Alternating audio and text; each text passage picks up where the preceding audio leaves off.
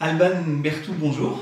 Bonjour. Et bienvenue sur la chaîne des Fous de Normandie. On a eu l'occasion de vous voir sur l'excellent documentaire de la chaîne Arte, auquel on a tous les deux participé sur le TDAH de l'adulte. La prestation que vous aviez réalisée avait été particulièrement remarquée, donc félicitations. Merci beaucoup. Voilà. Et du coup, je m'étais dit qu'on pourrait nous faire une vidéo aussi sur la chaîne YouTube des Fous de Normandie, où vous nous raconteriez un petit peu votre parcours, voilà, et en quoi, effectivement, vous avez eu peut-être des difficultés avec le TDAH. Ok. Alors, tout d'abord, merci de m'accueillir sur la chaîne des Fous de Normandie. Et merci d'avoir accepté de faire le tournage Arte avec nous. J'ai été diagnostiquée à l'âge de 6 ans, d'abord par un pédiatre, puis j'ai été envoyée à l'hôpital Robert Debré à Paris pour faire mon vrai diagnostic, on va dire, passer des tests, etc. Et on va dire que dans l'ensemble, ça se passait à peu près bien au niveau de mon suivi, jusqu'à mes 16 ans, où j'ai subi énormément de pression sociale qui ont conduit à l'arrêt de mes traitements. Après, quand j'ai voulu reprendre mes traitements à l'âge adulte, j'ai eu énormément de mal à trouver un médecin qui croyait en l'existence du TDAH, qui était d'accord en l'existence du TDAH chez l'adulte et qui soit OK pour me prescrire du méthylphénidate sans que je passe pour une droguée. Et là, c'était très compliqué. D'accord, alors qu'on sait parfaitement, et il y a un consensus scientifique mondial depuis extrêmement longtemps, depuis plusieurs dizaines d'années, pour dire que le TDAH de l'adulte, évidemment, il existe, et même mieux que ça, même le TDAH de la personne âgée existe, et que c'est une condition qui est considérée aujourd'hui comme un trouble neurodéveloppemental, donc c'est quelque chose de chronique, qui peut être handicapant à tout âge, et de manière circonstancielle, c'est-à-dire que c'est pas parce que c'est handicapant jeune que ça le sera adulte, et c'est pas parce que ce n'est pas handicapant jeune que ça ne le sera pas adulte. Donc, effectivement, c'est un petit peu étonnant. Alors, c'est une particularité aussi de la France, on le sait. Il y a des études de sociologie qui ont été même réalisées sur cette spécificité française vis-à-vis du TDAH en général et du TDAH de l'adulte en particulier, avec une histoire de la psychiatrie française qui peut en partie expliquer cette étrange particularité. Mais effectivement, donc c'est pas étonnant que vous ayez eu ces difficultés. Alors finalement, est-ce que vous avez trouvé ? Oui. Ah. Finalement, j'ai trouvé un psychiatre qui a accepté de me prendre en charge et depuis, je vais beaucoup mieux. D'accord. Est-ce que vous avez fait partie des gens qui, à l'âge adulte, et mais aussi dans l'enfance d'ailleurs, avaient des troubles associés ? Oui. Alors, j'avais une dyspraxie visuospatiale quand j'étais petite, des troubles praxiques, un trouble de l'opposition avec provocation, un trouble anxieux généralisé, des troubles de l'humeur et dépressifs. D'accord. Donc, c'est des choses qui sont extrêmement fréquemment associées au TDAH, c'est-à-dire que les troubles que vous rapportez sont pas du tout les troubles les plus rarement associés au TDAH. Ce sont clairement parmi les plus fréquents. Hein, le trouble anxieux, les troubles de l'humeur, les troubles des apprentissages, les 10 en général. Donc d'une part. Et deuxièmement, au-delà d'être fréquemment, d'être associés au TDAH, ils sont fréquents. C'est-à-dire que les comorbidités, les troubles associés, c'est la règle dans le TDAH. C'est-à-dire qu'il est rarissime que quelqu'un ait un TDAH entre guillemets pur. Et ça, le consensus aussi mondial est tout à fait dans ce sens-là. Et ça veut dire qu'il faut aussi traiter les troubles associés autant que le TDAH. Est-ce que ça a été votre cas ? Non, pas vraiment. À l'âge adulte, oui. Enfant, ça a été repéré. Ça a été vaguement traité, mais tardivement pour la dépression. Et après, ils n'ont pas tellement cherché à traiter vraiment mes problèmes d'anxiété profonde. Du coup, on a plutôt cherché à traiter le symptôme que la maladie. Donc j'ai eu beaucoup d'anxiolytiques. J'ai eu des benzodiazépines aussi. Et c'est très tard que j'ai eu droit d'avoir des antidépresseurs, qui ont été arrêtés assez rapidement d'ailleurs. Mais à l'âge adulte, oui, le suivi est pluridisciplinaire et sur tous les aspects de ces comorbidités en fait. D'accord. Et alors, quand vous dites pluridisciplinaire, donc j'imagine que vous avez un psychiatre pour la partie médicale. Quelle autre spécialité, quel autre professionnel de santé ont pu vous aider ? Je vois une neuropsychologue pour faire une thérapie cognitivo-comportementale Et j'estime que c'est la thérapie qui m'a le plus aidée. D'accord, parce que vous avez fait d'autres psychothérapies? Oui, j'ai testé l'hypnose. Et puis après, j'ai testé diverses thérapies dites psychanalytiques avec plusieurs psys différents. J'en ai vu vraiment un paquet. D'accord. D'accord. Et alors, qu'est-ce qui vous fait penser que c'est les TCC qui vous ont le plus aidé? Dans la TCC, on part d'un problème et on a une solution. Dans la thérapie par l'hypnose, il faut être réceptif et il faut être concentré. Dans la thérapie psychanalytique, on a un problème et on cherche à savoir pourquoi. Sauf que quand on a un trouble anxieux, on se demande tout le temps pourquoi. Donc on le sait pourquoi. On sait, et à la fin on se demande pourquoi, on veut savoir pourquoi, parce qu'on le sait déjà. Et ça nous aide pas. Alors les psychanalystes, ils sont hyper contents, ils sont là, oui, très bien, dites-moi plus. Ouais, mais ça aide pas en fait. Ce dont moi j'ai besoin et ce dont plusieurs personnes que je connais avec un TDAH ont besoin, c'est des solutions concrètes, pas comprendre pourquoi ils sont comme ça. Une fois qu'on leur a expliqué ce que c'était que le TDAH, ils savent pourquoi ils sont comme ça, mais comprendre ce que ça implique et comment on peut améliorer son quotidien et le quotidien de nos proches aussi, il faut le dire, au quotidien et comment on peut mettre en place des solutions, des stratégies pour moins vivre cette souffrance. Alors, vous avez parlé de TCC. Le consensus scientifique, c'est de dire qu'effectivement, si les traitements pharmacologiques n'ont pas été suffisamment efficaces, même après optimisation, effectivement, des autres prises en charge associées sont utiles. Et parmi celles-là, celle qui est effectivement le plus recommandée en termes de psychothérapie, c'est les thérapies cognitives et comportementales, effectivement. Donc c'est pas étonnant, en tout cas ça correspond au consensus actuel. Donc c'est pas étonnant. Alors vous avez parlé d'un truc intéressant, vous avez parlé des autres. Quel est l'impact pour les autres finalement de cette symptomatologie? Les autres, ils ne comprennent pas vraiment et quand on leur explique, moi je pense surtout à mon entourage, à ma famille, quand je leur explique, j'ose pas vraiment leur dire je suis comme ça parce que j'ai un TDAH, parce que la réaction c'est la justification. Les gens ont peur qu'on se cache derrière une maladie et que c'est trop facile de dire non mais c'est pas de ma faute, j'ai un TDAH. Ce que j'aimerais dire à ces gens-là aussi, je voudrais en profiter, c'est que trouver la cause des choses n'excuse pas le choix comportemental qu'il y a derrière, mais ça explique certains ratés ou le fait que la personne elle fasse continuellement des efforts mais que ça se voit pas. Et les conséquences que ça a au niveau des relations sociales ou des relations amoureuses, c'est que c'est très fluctuant du coup. Ça crée... Voilà, j'ai bugué. Les relations sociales sont donc très fluctuantes et on a plus de mal à maintenir ou à initier une relation quand on sait par avance que ça va mal finir ou que on risque de pas être compris, quoi. D'accord. Et globalement, si vous deviez donner un fonctionnement particulier, un symptôme, appelez ça comme vous voulez, un processus cognitif, qui a été le plus négatif et qui est lié au TDAH, ce serait quoi? Qui a été le plus négatif? Qui vous a le plus handicapé. C'est quoi? C'est le fonctionnement qui vous a le plus handicapé et qui est lié au TDAH? L'impulsivité.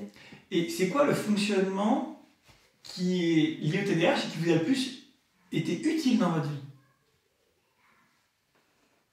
L'impulsivité aussi. Eh oui, hein. Ouais. Et on n'a pas répété, hein. Non. Moi, je vous pose la question comme ça, vous n'aviez absolument pas prévu la réponse. Et oui, et ça, c'est très intéressant. C'est-à-dire que le TDAH, c'est comme une pièce, il y a deux faces. Il y a une face qui n'est pas forcément positive, mais cette même pièce peut aussi apporter des choses positives. Alors, en quoi, selon vous, cette distractibilité, cette impulsivité qui est intrinsèquement le cœur du TDAH, ce défaut d'inhibition, en quoi il a pu vous être utile dans la vie? Pardon, vous pouvez répéter? Ça, il ne faudra pas le couper au montage. En quoi, finalement, le défaut d'inhibition, l'impulsivité, la distractibilité a pu être utile dans votre vie? C'est quoi l'avantage de ça? C'est quoi l'avantage d'avoir un TDAH? J'ai l'impression de penser différemment. Ouais. J'ai l'impression de... Après, je sais pas si c'est directement le TDAH qui fait ça, mais j'ai du coup un vécu qui est assez particulier, que je suis assez instable ou où j'ai été assez instable, ce qui fait que j'ai vécu des choses assez étranges, enfin qui paraissent assez étranges quand je raconte comme ça à mes amis. Et c'est ce qui me permet d'avoir, selon moi, une ouverture sur le monde, un regard sur le monde différent. Ouais. Et je trouve que ça m'est très utile. Alors une des hypothèses dans la littérature scientifique qu'on retrouve assez fréquemment, qui est une hypothèse qui est basée sur ce courant évolutionniste, c'est-à-dire qui essaie de lier la neurodiversité humaine à une certaine utilité dans les groupes sociaux, c'est l'hypothèse de l'explorateur. C'est-à-dire dire que les personnes avec un TDAH sont des personnes qui explorent plus. Alors dans le modèle animal, c'est tout à fait vrai, et à vrai dire, chez l'humain aussi, on se rend compte que l'impulsivité, la distractibilité, cette curiosité, cette envie, eh bien, elle amène les gens à effectivement explorer des pistes qui n'ont pas forcément été explorées parce que la pensée est un peu différente et surtout, il y a ce défaut d'inhibition, cette désinhibition qui va faire des choses à des gens que les autres ne feraient pas. Parce qu'ils se seraient inhibés, ils seraient restés dans une certaine conformité sociale, dans des cases qui les auraient enfermés, ils n'auraient pas eu la force de casser cette case. Et effectivement, le défaut d'inhibition, qu'on le veuille ou non, c'est-à-dire que les gens le veuillent ou non, les amène à transgresser. Et c'est effectivement l'hypothèse de l'explorateur. C'est l'hypothèse de Vaiana. J'ai fait une vidéo à ce sujet sur la chaîne. Vaiana de Motunui, qui va décider de passer la barrière de corail, même si ça fait des générations et des générations que c'était pas autorisé, que c'était interdit, qu'il ne fallait pas passer la barrière de corail parce que c'était dangereux. Eh bien, elle va décider de passer quand même la barrière de corail. Alors, est-ce que vous avez passé la barrière de corail ? Je pense, ouais, plusieurs fois, mais peut-être pas assez encore. J'ai l'impression, ouais. J'ai toujours envie de découvrir plus, d'apprendre toujours plus de choses. Et ça peut paraître dangereux, mais enfin, je le ressens pas vraiment le danger, moi. Alors, je pense qu'il y a une histoire de noradrénaline là-dedans quand même, mais j'ai pas vraiment cette impression que ce que je vais faire, c'est dangereux, quoi. Il faut plus de temps pour le réaliser. Et pourtant, est-ce que vous êtes quelqu'un d'anxieux ? Oui, je suis très anxieuse. Alors, comment vous expliquez ça ? Parce que ça, évidemment, pour les psychiatres, c'est évident, mais il y a plein de gens qui vont avoir du mal à comprendre comment on peut à la fois être dans l'inhibition, dans l'anxiété, dans le doute, dans l'inquiétude, et en même temps ne pas être inquiet. Il y a quelque chose qui est étonnant pour les gens, là. Il faut leur expliquer. Quand on a conscience du danger, on a peur. Mais si on n'a pas on n'a pas de danger en face de nous, si on ne perçoit pas le danger, on ne va pas avoir peur. Et ça dépend de quoi ? De la noradrénaline, non ? Non, mais ça dépend de quoi dans votre tête. Ne me faites pas un cours de pharmaco, ça dépend de quoi dans votre tête. Comment ça se fait que parfois vous n'avez pas peur ? Je sais pas, je pense que si jamais j'ai pas été confrontée au cas de figure ou si je trouve que il y a un truc à faire qui est intéressant, je vais en tirer quelque chose. Je vais en tirer quelque chose. Ouais. Le reward. Donc le reward, c'est la dopamine. C'est-à-dire que effectivement, les gens avec un TDAH sont beaucoup plus sensibles à la récompense immédiate, au reward immédiat, on a plein d'études là-dessus, que les autres. Et donc effectivement, à un moment donné, s'ils anticipent une récompense ou un plaisir particulier, eh bien, ce circuit-là va prendre le dessus sur celui de la peur ou de la réflexion, et ils vont passer à l'acte. Et c'est ça, ce défaut d'inhibition. Donc vous illustrez parfaitement, on peut à la fois être très anxieux sur plein de choses, mais quand on a envie, comme vous dites, quand ça donne envie, quand on anticipe une récompense, on anticipe un plaisir, forcément, ça va prendre le dessus, en fait. Ouais. Ouais. Oui.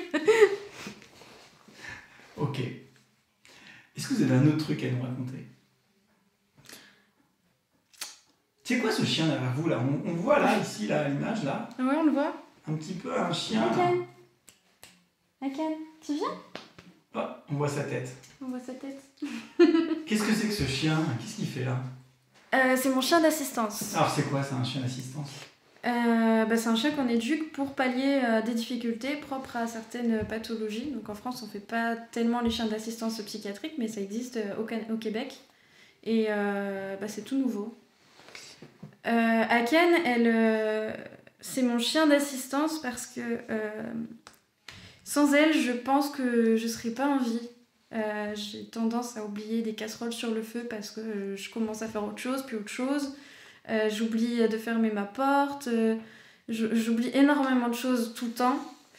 Et c'est vrai que ça m'a vraiment été utile de l'avoir au quotidien pour traverser la route, pour maintenir mon lieu de vie rangé, clean, ne pas sauter de repas. C'est vraiment, je trouve que c'est vraiment un outil vital. Après, il y a tout ce qui est Donc ça, crise c'était d'anxiété. Voilà, c'est ça. Là, vous Ouais. avez d'abord décrit la partie trouble attentionnel, ok. Ouais. Et alors justement, parlez-moi de l'anxiété. Je fais des crises de panique, beaucoup moins maintenant. Et en fait, elle arrive à sentir avant que ça arrive. Et elle est tellement apaisante. Et elle arrive tout doucement. Elle commence à me montrer que tout va bien. Et ça me permet de prendre conscience de mes propres émotions, que ce soit la tristesse, la colère ou l'anxiété. Et de surfer sur la vague de l'émotion. D'accord.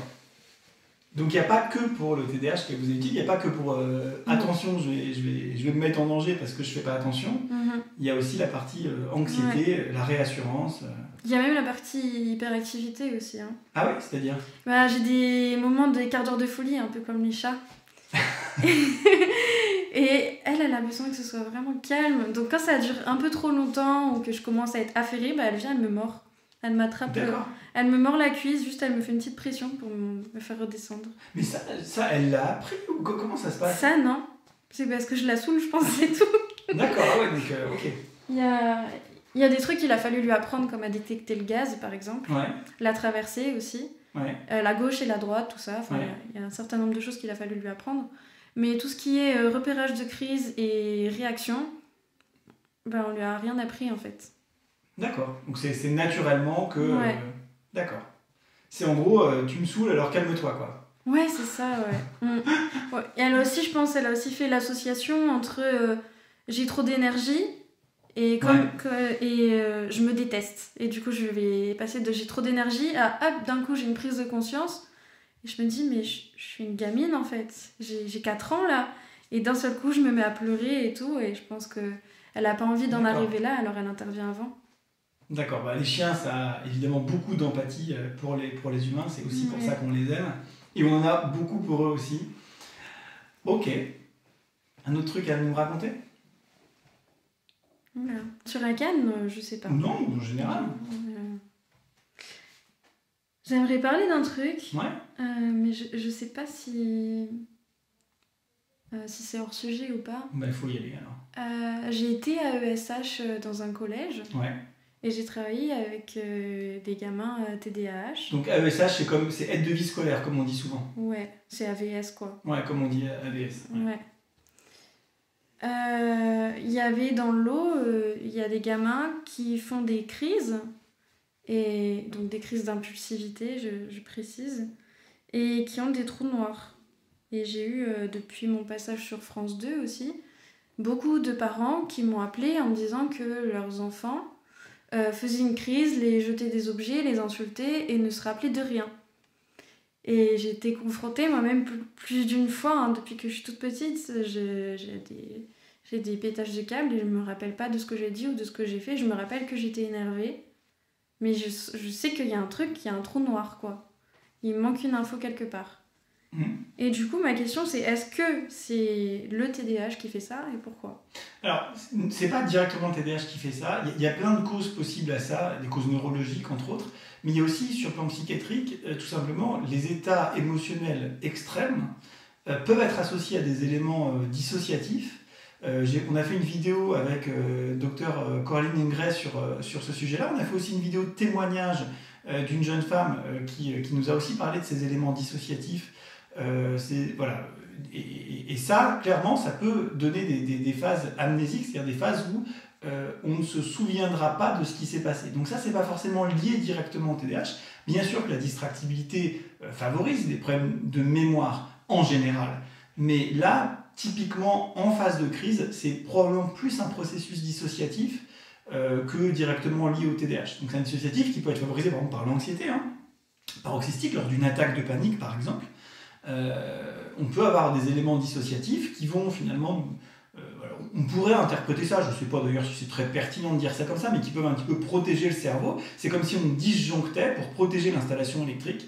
Et il est possible qu'il y ait effectivement, dans ce cas-là, des périodes d'amnésie. Alors moi, l'interprétation que j'en fais, je ne sais pas si elle est vraie, elle est un peu finaliste, hein, c'est peut-être pas exact, mais en tout cas, le fait de disjoncter et du coup d'avoir ces trous de mémoire, oui, c'est quelque chose qu'on retrouve dans les attaques de panique ou les éléments dissociatifs. D'accord, merci. Mais je vous en prie. J'aimerais qu'on fasse un petit mot rapide sur... si vous pouvez nous faire un petit mot vite fait sur l'espérance de vie quand on a un TDAH. Oui, alors le TDAH, on sait qu'il est associé à un certain nombre de troubles non psychiatriques qui sont soit comorbides, qui arrivent de manière associés de manière indépendante, ou soit qui sont comorbides mais qui dépendent en partie du TDAH. Exemple concret. On a retrouvé que les personnes avec un TDAH, ça fait d'ailleurs partie du consensus scientifique sur le TDAH de 2021 là, par le professeur Farron, on a remarqué qu'il y avait des maladies comme par exemple les maladies auto-immunes ou les maladies inflammatoires, l'asthme, etc., qui étaient statistiquement associées au TDAH. Alors, il y a des hypothèses en psychiatrie sur l'aspect auto-immun, inflammatoire qui existe avec les troubles psychiatriques. Bon, c'est une chose, mais le lien n'est pas forcément extrêmement direct. Et puis, il y a des choses qui sont favorisées par le TDAH. Par exemple, l'obésité, hein, le fait d'avoir des troubles du comportement alimentaire, notamment compulsif, est clairement favorisé par le TDAH. Et donc ça, clairement, c'est quelque chose qui diminue l'espérance de vie des gens. Hein. Parce que l'obésité, le problème, c'est pas l'aspect esthétique, parce qu'on peut trouver ça très beau ou pas très beau, peu importe, ça c'est les goûts et les couleurs des gens. Par contre, l'obésité est un problème pour la santé. Le gras intra-abdominal est statistiquement corrélé à des problèmes cardiovasculaires tout à fait sérieux. Or, ça, clairement, le TDAH favorise ce type de trouble du comportement alimentaire et cette prise de poids. On sait aussi que le TDAH non traité augmente considérablement le risque d'accident de la route, de traumatisme crânien, de chute, de fracture des os. Et tout ça, ça diminue forcément un peu l'espérance de vie des gens. Donc oui, le TDAH, comme l'explique le professeur Barclay dans une de nos vidéos sur la chaîne, est un problème systémique, c'est-à-dire qu'il engendre un certain nombre de problèmes qui sont dépendants du TDAH mais qui ne sont pas psychiatriques et qui diminuent l'espérance de vie des personnes souffrant d'un TDAH. Merci docteur. Je vous en prie, chère madame. J'ai plus rien à dire, je pense. Merci infiniment d'avoir participé à cette vidéo. Merci à vous. Merci. Et puis à très bientôt peut-être sur la chaîne. Merci, au revoir. Au revoir.